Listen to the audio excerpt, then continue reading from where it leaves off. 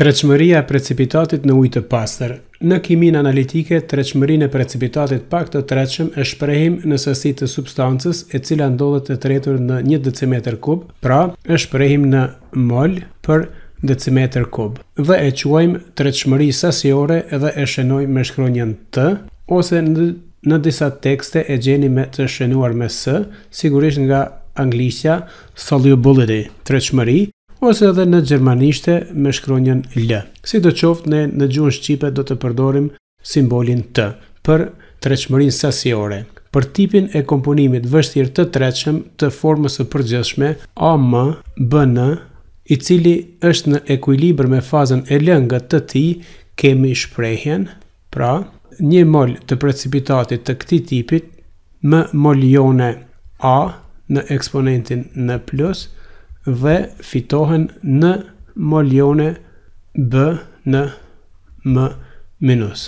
Dhe këtu mund të shkruajmë për precipitatin T, tretshmërinë për kationin Mt dhe për anionin Nt. Që do të thotë se tani këto shprehje mund t'i zaventësojmë te shprehja e produktit të tretshmërisë për tipin e komponimit AmBn dhe pasi matematikisht të rregullojmë atë shprehje, do të fitojmë një shprehje tjetër të re me të cilën llogaritet tretshmëria e precipitatit. Pra, shkruajmë produktin e tretshmërisë për precipitatin e formës AmBn, që është e barabartë me produktin e përqëndrimeve të joneve.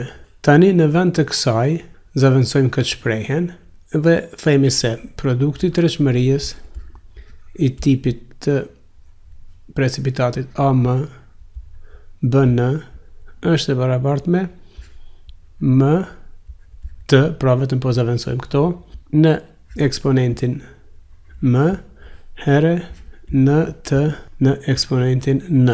Rregullojmë matematikisht dhe shkruajmë se produkti i tretshmërisë i precipitatit AmBn është e barabartë me. Rregullojmë matematikisht edhe nxjerrmi si të përbashkët tretshmërinë, eksponentet me që kemi shumëzim mblidhen, kemi në eksponentin M plus N herë M, shumëzojmë tash në eksponentin M herë N në eksponentin N. Nga kjo nxjerrmi vetëm tretshmërinë, T në eksponentin M plus N është e barabartë me produktin e tretshmërisë të precipitatit AmBn mbi M në eksponentin M herë N në eksponentin N, dhe nxjerrmi se vetëm tretshmëria është e barabartë me rrënja e M plus N e produktit të tretshmërisë së precipitatit AmBn e barabartë me M në eksponentin M herë N në eksponentin N. Pra, nëse dihet produkti i tretshmërisë së precipitatit pak të tretshëm, shumë lehtë mund të llogaritet tretshmëria e tij. Gjithsesi mund të llogaritet përqendrimi i joneve që e përbëjnë precipitatin. Gjithashtu, edhe anasjelltas, nëse dihet tretshmëria e precipitatit, shumë lehtë mund të llogaritet edhe produkti i tretshmërisë.